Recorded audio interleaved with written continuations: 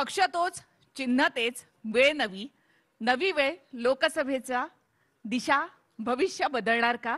आपल्या सोबत आहेत राष्ट्रवादी काँग्रेसचे प्रदेशाध्यक्ष सुनील तटकरेजी. सुनील तटकरेजी, स्वागत तुमचं. नमस्कार. लोकसभा निवडणुकांमध्ये आता सगळ्याच पक्षांमध्ये इनकमिंग आउटगोईंग जोरात सुरू आहे. मात्र तुम्ही अख्खाच्या अख्खा पक्ष भाजप सोबत नेला. असं आहे की आज आम्ही लोकशाहीच्या माध्यमातून बहुजनांच्या हितार्थ हा निर्णय नक्कीच त्या ठिकाणी घेतला. पण हा निर्णय घेत असतानाच एकदमच काहीतरी विपरीत घडले असा एक आभास करण्याचा जाणीवपूर्वक प्रयत्न महाराष्ट्रामध्ये केला जातो आहे. मला नम्रपणे सांगायचं आहे की आपले चॅनल त्यावेळेला खूपच सतर्क होतं, आज आहेच. पण 2014 सालामध्ये विधानसभेचे निवडणुकीचे निकाल लागले. निकाल पूर्ण हाती यायचे होते. निकाल पूर्णपणाने हाती आले नव्हते, परंतु भारतीय जनता पक्षाला मोठ्या प्रमाणावरती क्रमांक 1चा पक्ष म्हणून जागा मिळणार एवढं नक्की झालं होतं. राज्यातील चारही प्रमुख पक्ष आज आता 6 झाले, 4चे 6 झालेत.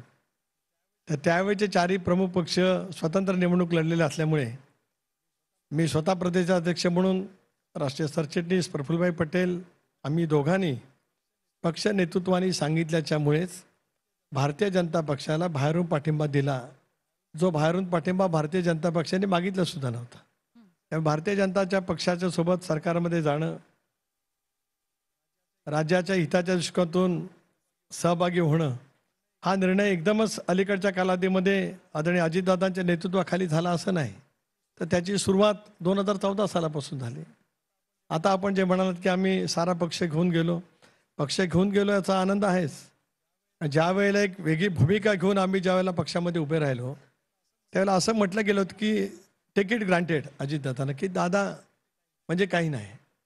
तसं आज अनेक जण असं म्हणतायत की त्यांना हे पद मिळालं, ते मिळालं म्हणूनच अजितदादा या स्थानावरती पोचले. ठीक आहे, कोणाला तरी टेक ऑफ करताना काहीतरी लागतं, इथपर्यंत ठीक आहे. पण त्याच्यानंतर प्रत्येकाला आपलं कर्तृत्व सिद्ध करावं लागतं. आज महाराष्ट्राच्या राजकारणामध्ये 53 पैकी 43 आमदार सोबत ज्याच्या येऊ शकतात त्याचं कर्तृत्व असल्याशिवाय इतक्या आमदारांची साथ ही मिळू शकत नाही. ती त्यांनी मिळवली. एका दिवसाचा विश्वास नाही. गेल्या अनेक वर्षाचा राजकीय प्रवास, गेल्या अनेक वर्षामध्ये महाराष्ट्राच्या राजकारणामध्ये राष्ट्रवादी काँग्रेस पक्षाचा प्रमुख नेता म्हणून त्यांनी बजावलेली असामान्य भूमिका, त्याच्यामुळे आज पक्षाचं पाठबळ त्या ठिकाणी मिळालं आणि म्हणून आम्ही त्या ठिकाणी गेलो. मी सांगितलं 2014, 16, 17, 19 2014 पासूनची ती सुरुवात होती. हो, पण ती पक्ष नेतृत्वाने केली होती, त्याच्यात दादांचा सहभाग नव्हता. 2014चा भारतीय जनता पक्षाला बाहेरून पाठिंबा देण्याचा निर्णय हा पक्ष नेतृत्वाने घेतला होता.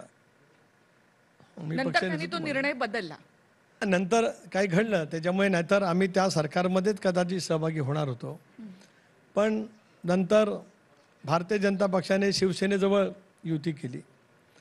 शिवसेनेला 10 जागांच्या वरती समाधान मंत्रिमंडळामध्ये मानावं लागलं. आपल्याला आठवत असेल तर देवेंद्रजींच्या सरकारमध्ये शिवसेनेचे जे मंत्री होते 10च होते आणि त्यांना दिलेल्या खात्यावरती समाधान मानावं लागलं. पण ते सरकार चाललं. पण ते सरकार चालत असताना ज्या वेळेला स्थानिक स्वराज्य संस्थांच्या निवडणुका आल्या त्या वेळेला त्यांनी परस्परांच्या विरोधामध्ये टोकाची टीका करत केल्या. पण मग राष्ट्रवादी मधला हा संघर्ष 2014 पासूनचा नाही, हा संघर्ष नाही, संघर्ष नव्हताच. भारतीय जनता पक्षाबरोबर सरकारमध्ये जाण्याचा निर्णय सर्वोच्च स्तरावरती झाला. तो केवळ 2014 पुरता झाला असं नव्हे, 2016-17 मध्ये सुद्धा मी त्याला प्रदेश राष्ट्रवादी काँग्रेस पक्षाचा अध्यक्ष होतो. त्यावेळेला सुद्धा भारतीय जनता पक्षाच्या सोबत जाण्याचा निर्णय झाला. मी पक्षांतील वरिष्ठ नेते, त्यामध्ये अजितदादा, प्रफुल्ल पटेल, काही वेळेला जयंत पाटील सुद्धा सहभागी होते आणि भारतीय जनता पक्षाचे सुद्धा प्रमुख नेते त्यावेळेला होते. त्याच्यातून मंत्रिमंडळामध्ये जाण्याच्या दृष्टिकोनातून निर्णय जवळपास झाला होता. आमची खाती ठरली होती, पालकमंत्रीपदही ठरलं होतं, नव्हे तर लोकसभाच्या जागांचं वाटप सुद्धा झालं होतं. कुठल्या जागावरती भारतीय जनता पक्ष लढेल, कुठल्या जागावरती राष्ट्रवादी काँग्रेस पक्ष लढेल, परंतु काही कारणांच्यामुळे ते मटेरियलाइज झालं नाही. 2019च्या नंतर सुद्धा तसं बघितलं तर अनेक वेळेला म्हटलं जातं की जनतेने असा कौल दिला आहे, जनतेने असा कौल दिला आहे, त्यामुळे आम्ही घेतलेली भूमिका जनतेने दिलेला कौल याच्या विरोधामधली आहे. हा निव्वळ दांभिकपणा आहे. 2019ला विधानसभेच्या निवडणुकीचा स्पष्ट कौल भारतीय जनता पक्ष आणि शिवसेनेच्या युतीला मिळालेला होता. 105 भारतीय जनता पक्ष, 56 शिवसेना, सरळ 161 अधिक दोघांचे 15 अपक्ष, म्हणजे किमान 176चं बळ. म्हणजे जनतेचा कौल कोणाला? राष्ट्रवादी काँग्रेस पक्षाला त्यावेळेला 54 जागा मिळाल्या, काँग्रेस पक्षाला 44 मिळाल्या, म्हणजे 98 जागा आमच्या युतीला. आणि आमचे मित्र पक्ष काय असतील तर म्हणजे 100 जागा, म्हणजे 171 जागाचा स्पष्ट कौल जनतेने भारतीय जनता पक्ष आणि शिवसेनेला दिला. आता तो जनतेचा कौल कुणी नाकारला, का नाकारला, कशासाठी नाकारला, त्याच्या तपशिलामध्ये मी फार आज या ठिकाणी जाऊ इच्छित नाही. पण तो नाकारला गेला आणि त्याच्यातूनच मग महाविकास आघाडी अस्तित्वात आली. त्याच्या आधी देवेंद्रजी आणि अजितदादांचं सरकार काही तासांचं अस्तित्वात आलं. तुम्हाला माहिती होतं त्यावेळेला अजितदादा तिथे जाणार आहेत, शपथ घेणार आहेत? तुम्ही तर त्यांच्या कोअर कमिटीमध्ये होता, तुम्हाला माहिती असणार आहे.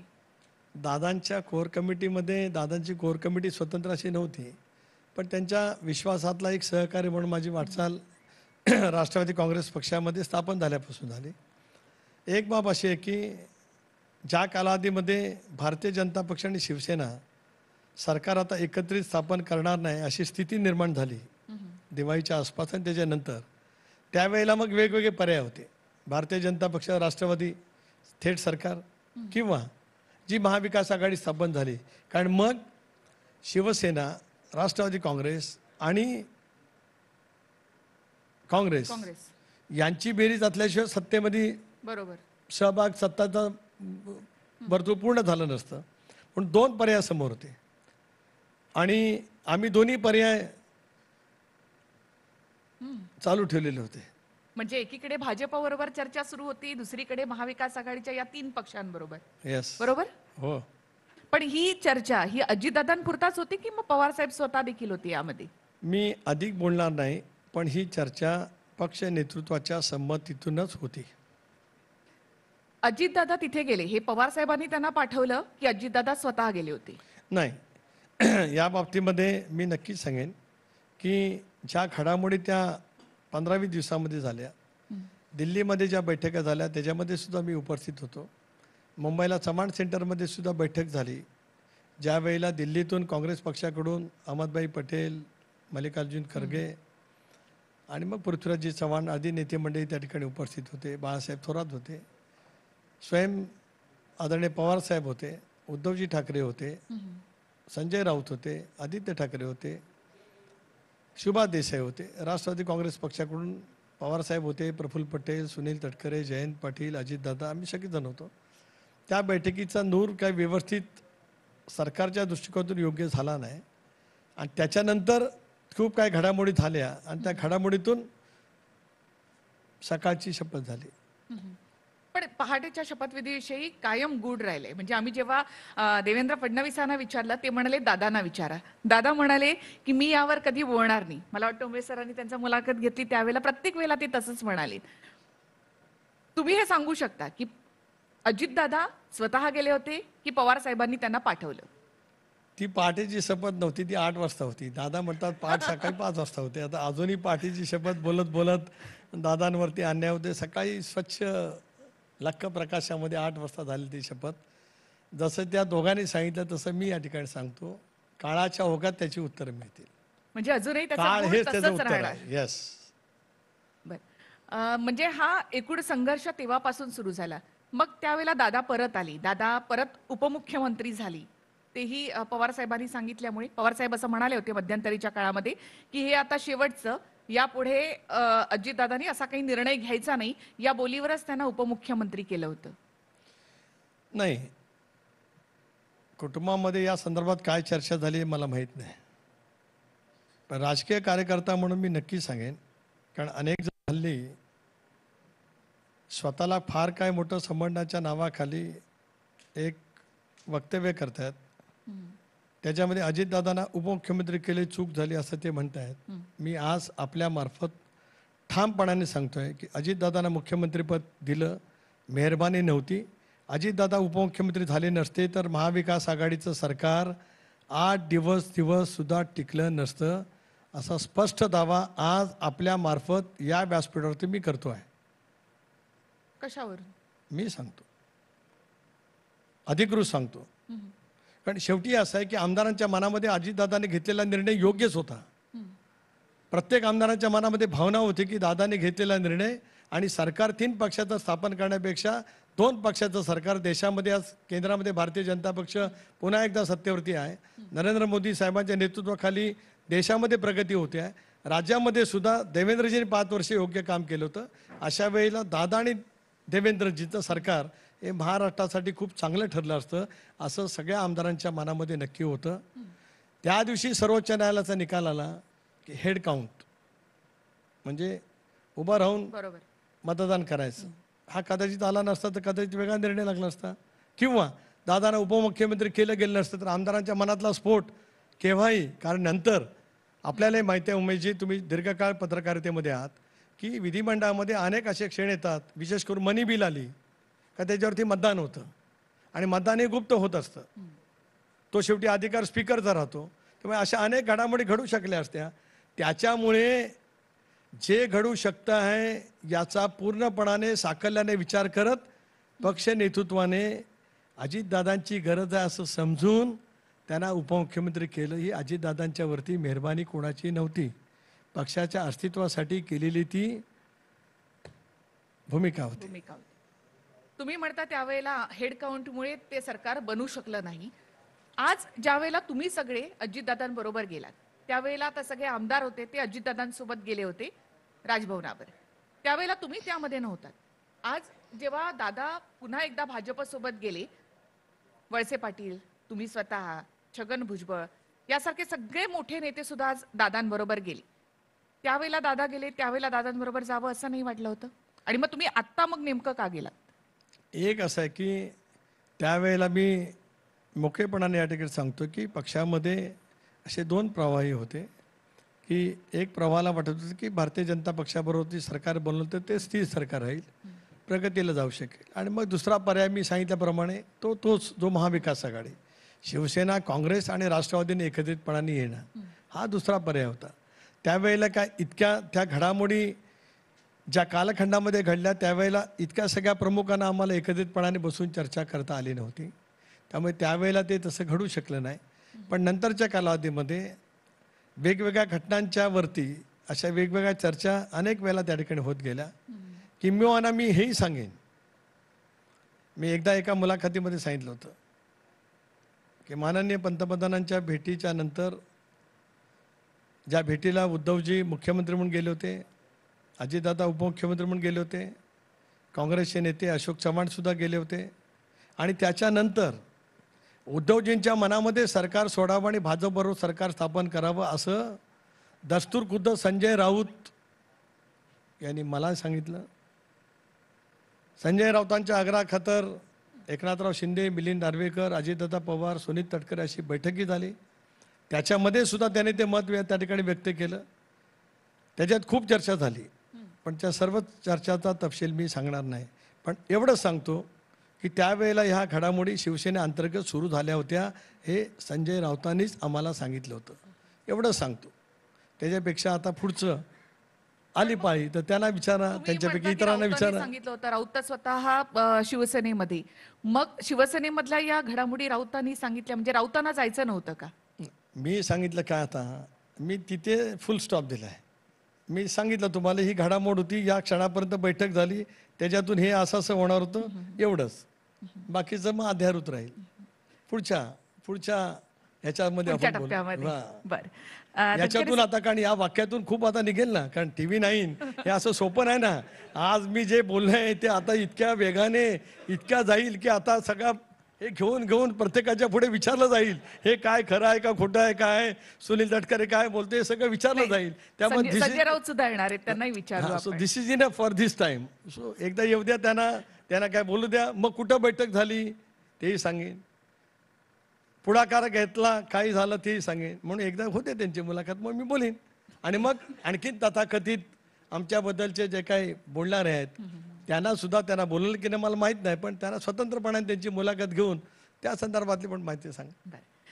तटकरजी, तुम्ही गेलात, भुजबळ गेले, त्यानंतर पटेल प्रफुल्ल पटेल गेली, त्यानंतर वळसे पाटील ही दादांसोबत आली.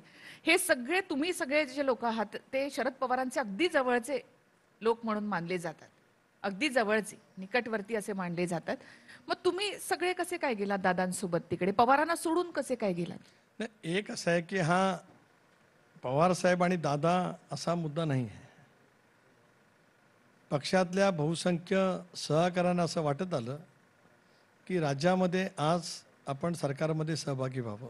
एवढंच काय, ज्या वेळेला एकनाथराव शिंदे गुवाहाटीला गेले आणि उद्धव ठाकरेंचं सरकार जाणार असं स्पष्ट ज्यावेळेला राजकीयदृष्ट्या झालं, त्यावेळेला विधिमंडळ राष्ट्रवादी काँग्रेस पक्षाची बैठक अजितदादांच्या दालनामध्ये झाली. त्या बैठकीला सर्व आमदार होते, सर्व.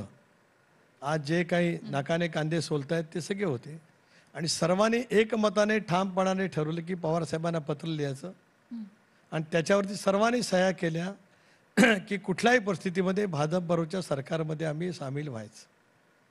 मी आता हे 2022 मधल्या स्थित्यंतराच्या वेळचं अतिशय अधिकृत स्पष्टपणाने आपल्या मार्फत या ठिकाणी सांगतोय.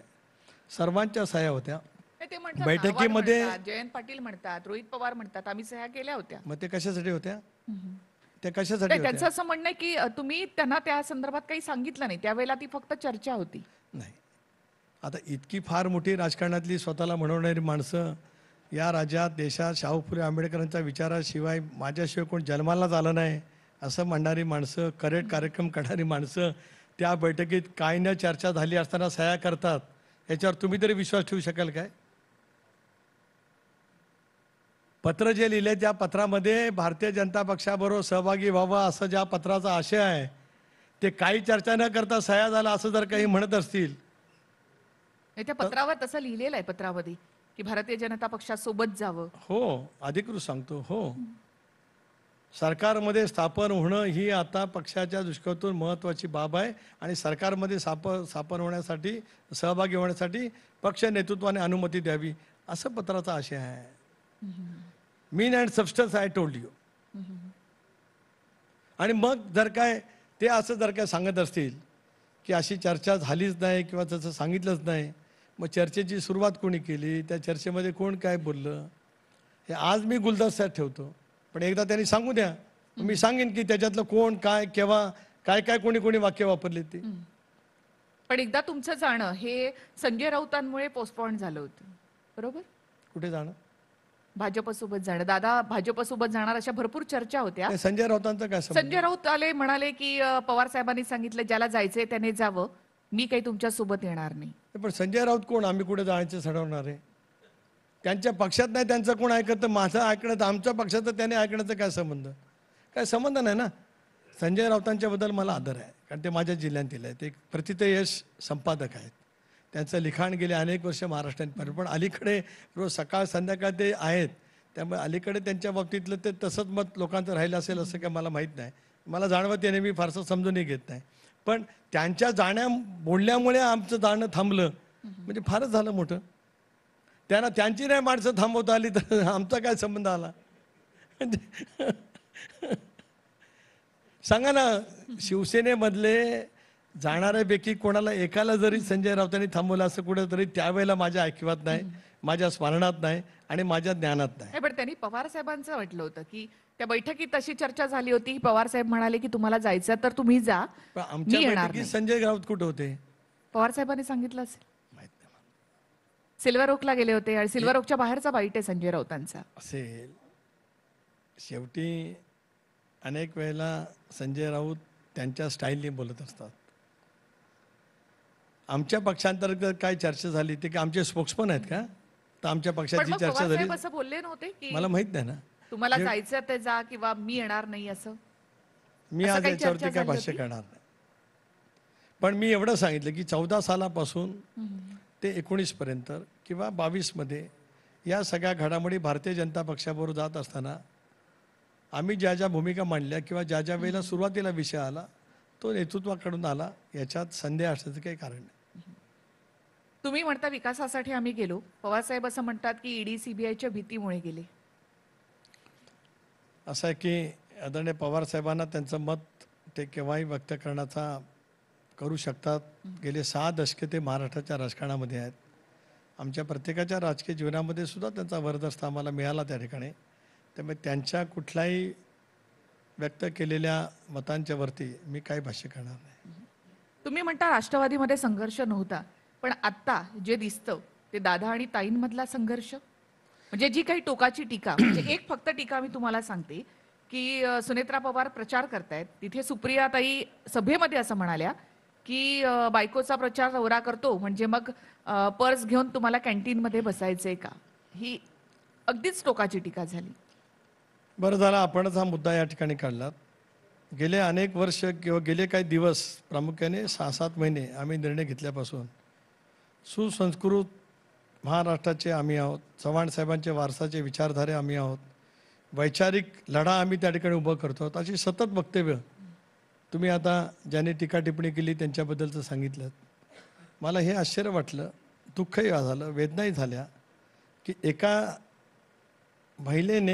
महिला आमदारांच्या खासदारांच्या बाबतीमध्ये अशा बाईचं वक्तव्य करावं. मी पण संसदेमध्ये 5 वर्ष, माझ्यापेक्षा ते अधिक आहेत, पण कुठल्याही महिला खासदारांचा पती कॅन्टीनमध्ये पर्स घेऊन बसलेला मी 5 वर्षात पाहिला नाही. त्यांनी पाहिलं असेल तर मला माहीत नाही, पण ते वक्तव्य थेट सुनेत्रा वहिनींसाठी होतं असं मी मानतो.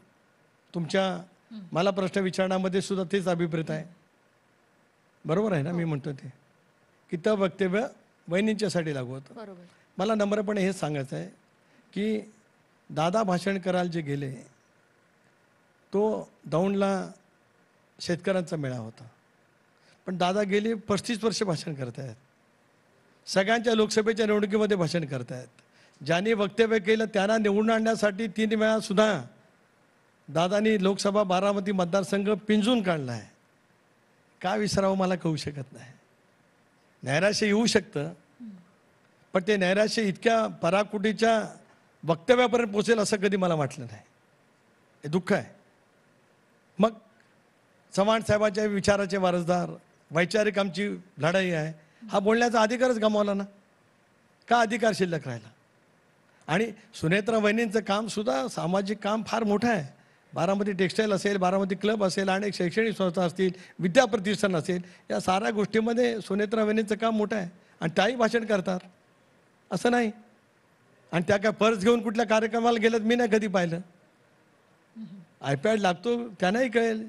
ज्या दिवशी सुनेत्रा वहिनी संसदेत जातील त्यावेळेला आता उत्तम पद्धतीने बोलतील याची आम्हाला खात्री आहे. पण ज्यावेळेला माणूस पहिल्यांदा जातो, एखादी पहिली निवडणूक लढली जाते, त्यावेळेला तो थोडासा नवीनच असतो. ते प्रत्येकाच्या राजकीय जीवनामध्ये आहे. मी 95ला आमदार पहिल्यांदा झालो, 92ला जिल्हा परिषद अध्यक्ष झालो. पहिली वेळ होती, स्वाभाविकच आहे. कोणाच्या तरी आयुष्यात पहिली वेळ आहेच. म्हणजे असं काही नाही की सगळं काही शिकून आम्हीच एकटे आलो होतो आणि बाकीचे सगळेजण एकदम अज्ञानी आहेत, त्यांना अजिबात काही कळत नाही, असं दुसऱ्यांना कमी लेखणं योग्य नाही. म्हणजे बारामतीमधून राष्ट्रवादी काँग्रेसच्या उमेदवार या सुनेत्रा पवार असणार? नाही, असं नाही मी म्हटलं. तुम्ही म्हणालात ना त्या बारामतीमधून संसदेत जातील म्हणून. आपण मला जो विचारलात प्रश्न, आपण मला प्रश्न असं विचारलात की आदरणीय सुप्रियाताई असं म्हणाल्या की निवडून जाणाऱ्या महिला प्रतिनिधींना पर्स घेऊन त्यांच्या पतीला कॅन्टीनमध्ये बसावं लागलं, असा आपला प्रश्न होता. आज ती जागा महायुती म्हणून आम्ही लढणार आहोत. राष्ट्रवादी काँग्रेस, भारतीय जनता पक्ष, शिवसेना, काही दिवसामध्ये आम्ही एकत्रितपणाने बसू, जागा वाटप ठरवू. महायुतीमधून राष्ट्रवादी काँग्रेस पक्षाला ती जागा मिळावी अशी आमची अपेक्षा राहील.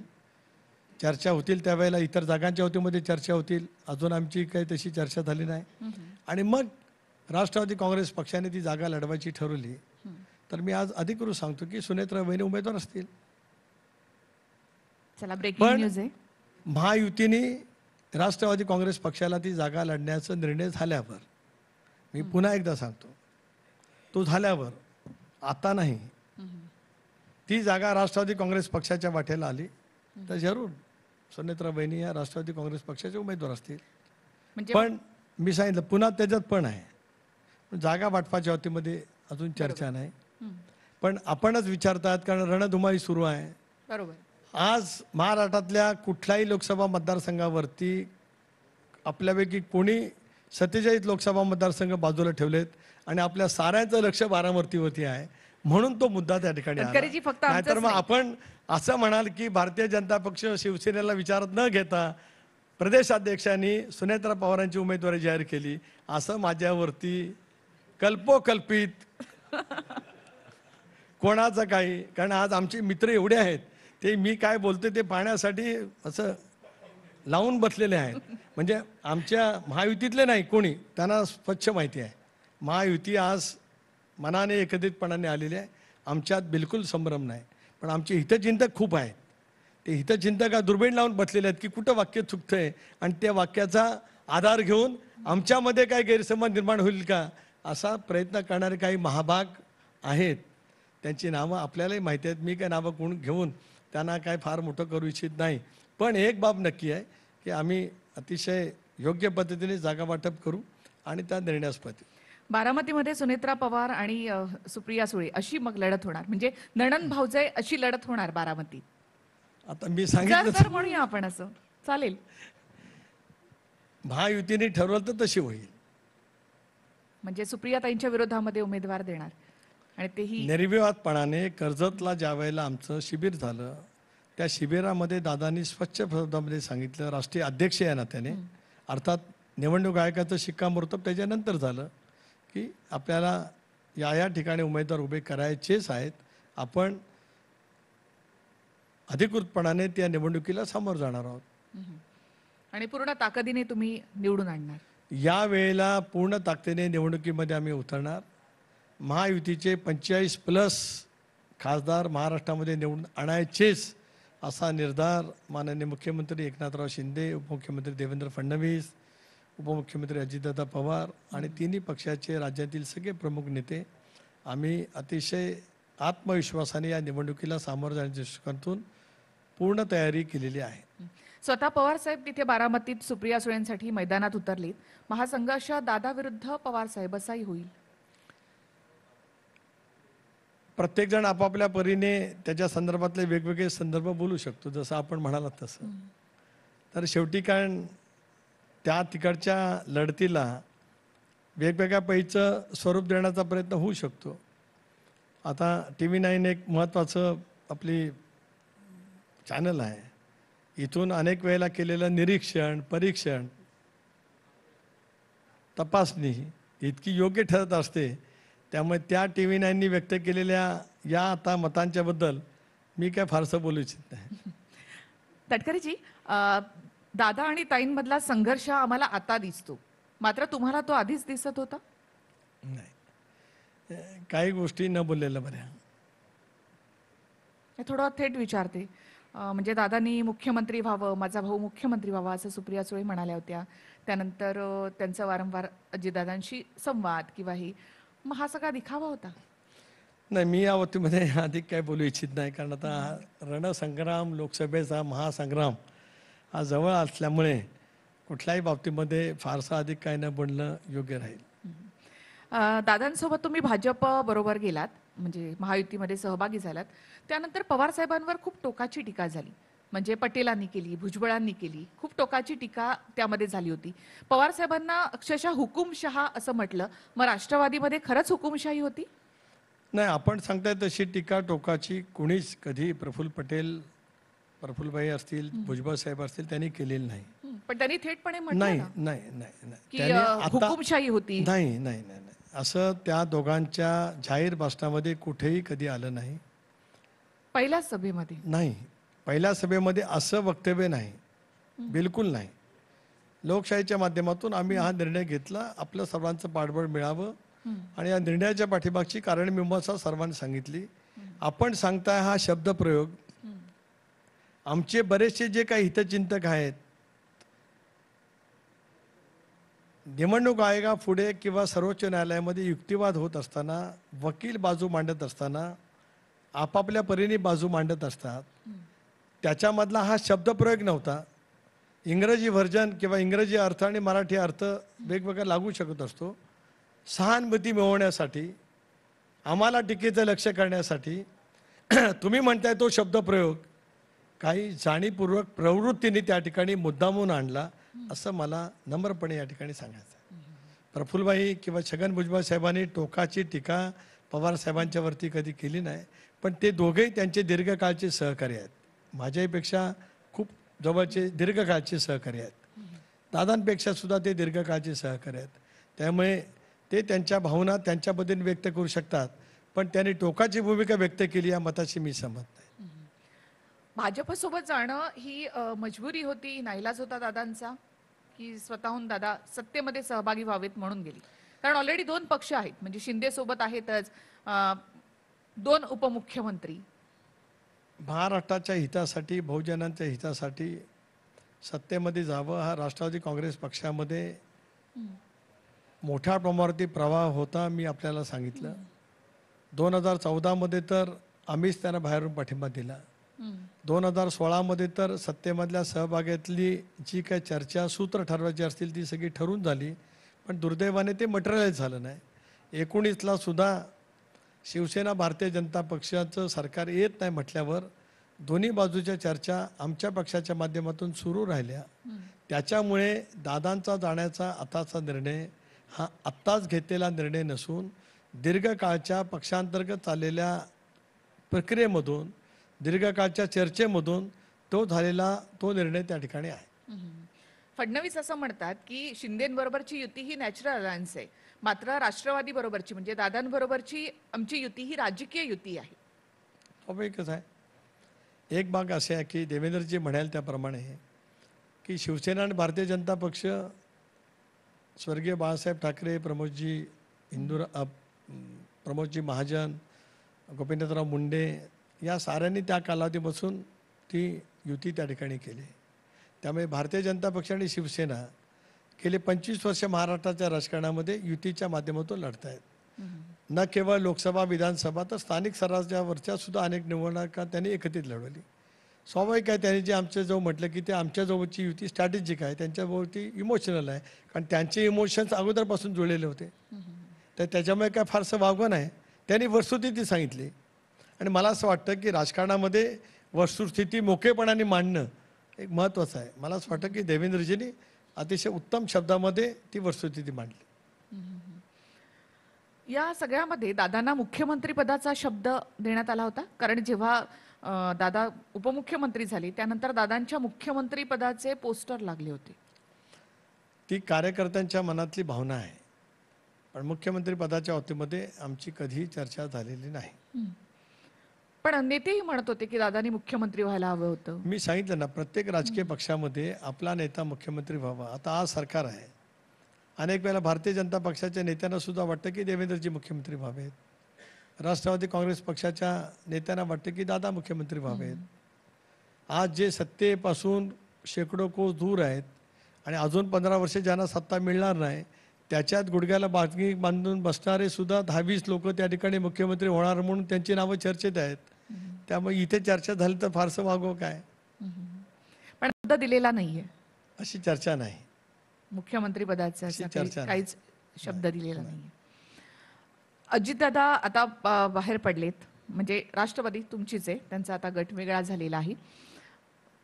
परतीचे दोर कापले गेलेत किंवा अजितदादा परत जाऊ शकतात पवार साहेबांसोबत? परतीचा दोरचा प्रश्न येतो कुठे आता.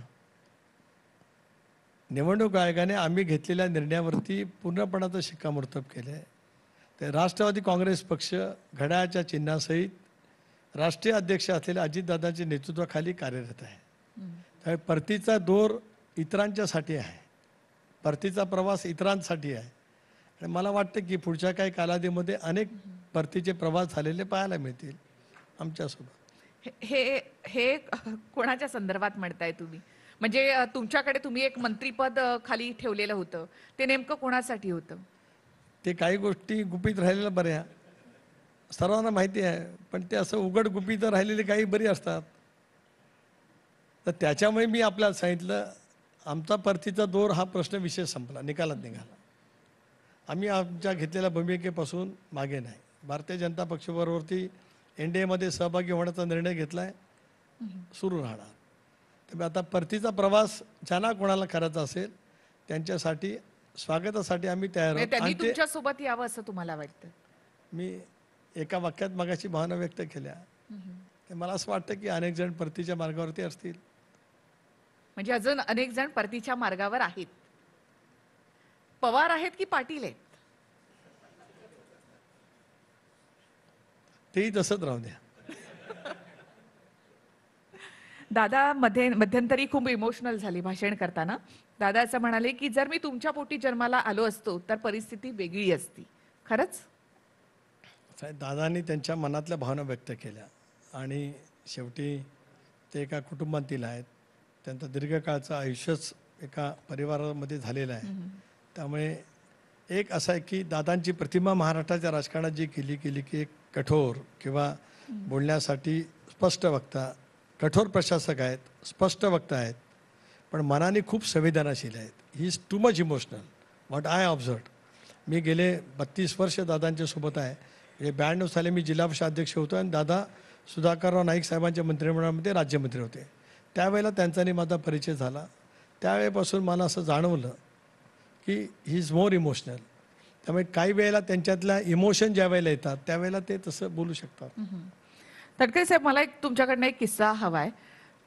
तुम्ही म्हणजे सगळे राजभवनावर गेलात, कानोकान खबर लागली नाही मीडियाला सुद्धा. किती सिक्रेसी ठेवली ही, म्हणजे कसं लपवलं हे सगळं? काय किस्सा आहे तो? लपवलं हे असं वाक्यप्रयोग करण्यापेक्षा सिक्रेसी ठेवण्यामध्ये आम्ही यशस्वी झालो. आणि मी असं बोललो तर कदाचित तुम्हाला राग येईल, तुम्हाला सुद्धा कळू शकलं नाही. नाहीतर नुसतं टाचणी पडेल एवढा आवाज जरी झाला ना तरी ब्रेकिंग न्यूज TV9ला आहे. पण महाराष्ट्राच्या राजकारणामध्ये आत्तापर्यंत झालेला सर्वाधिक मोठा राजकीय भूकंप असताना सुद्धा राजभवनावरती जाईपर्यंत कशासाठी चाललेत हे माहिती करून दिलं नाही. याच्यात आम्हाला जरा थोडं क्रेडिट द्याल की नाही? भुजबळ साहेबांचा किस्सा एक वेगळा होता. पवार साहेबांनी फोन केला त्यांना, कुठे चाललात हे विचारलं, तर काय म्हणजे काय झालं होतं तिकडे? He is typical Bhujbal.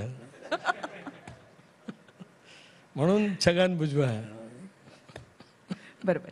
अगदी शेवटाकडे येते. शरद पवार म्हणजे 2019च्या निवडणुकांमध्ये शरद पवार महाराष्ट्राचा त्यांनी दौरा केला पवार साहेबांनी. त्यानंतर ते पावसात भिजले, राष्ट्रवादीला यश मिळालं. पवार साहेबांना सोबत न घेतानाची ही तुमची पहिली निवडणूक आहे भाजपसोबत गेल्यानंतरची. तर काय नेमकी रणनीती असेल, कसं लढणार आहात?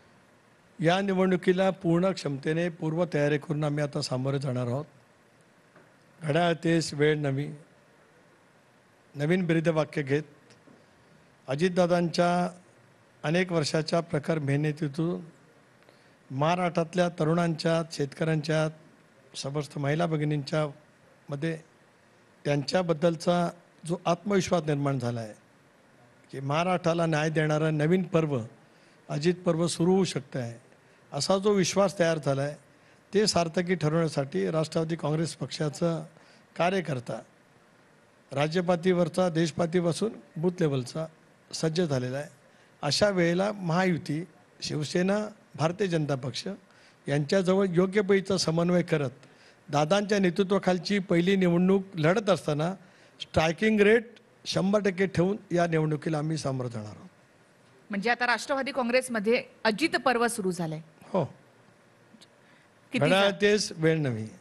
घड्याळ तेच वेळ नवी, पक्षही तोच, चिन्हही तेच. किती जागा मिळतील? शेवटचा प्रश्न. त्या बाबतीमध्ये अजून आमची चर्चा झाली नाही. अपेक्षा अशा आहे की कदाचित या 2-3 दिवसांमध्ये राज्य पातळीवरील आम्ही सगळेजण बसू. मुख्यमंत्री, दोन्ही उपमुख्यमंत्री, बावनकुळे साहेब, प्रदेशाध्यक्ष म्हणून मी आणि आणखीन शिवसेनेचे नेते असतील, एक प्राथमिक चर्चा होईल आणि शिक्कामोर्तब अमितभाईंच्या उपस्थितीमध्ये त्या ठिकाणी नक्कीच केलं जाईल. पण मला विश्वास आहे की त्याच्यामध्ये फारसं अडचण येणार नाही, कारण आमच्या सर्वांचं एक उद्दिष्ट आहे 45+. ते साध्य करण्यासाठी आम्ही समन्वयातून आणि अतिशय योग्य पद्धतीने सगळ्या जागांचं वाटप योग्य पद्धतीने करू. खूप खूप धन्यवाद तटकरेजी, तुम्ही इथे आलात आणि आमच्या या लोकसभेच्या महासंग्रामामध्ये सहभागी झालात त्याबद्दल. लोकसभेच्या महासंग्रामात TV9नी मला सुरुवात करण्याची संधी दिली, याच्याबद्दल TV9चे विशेष आभार. धन्यवाद.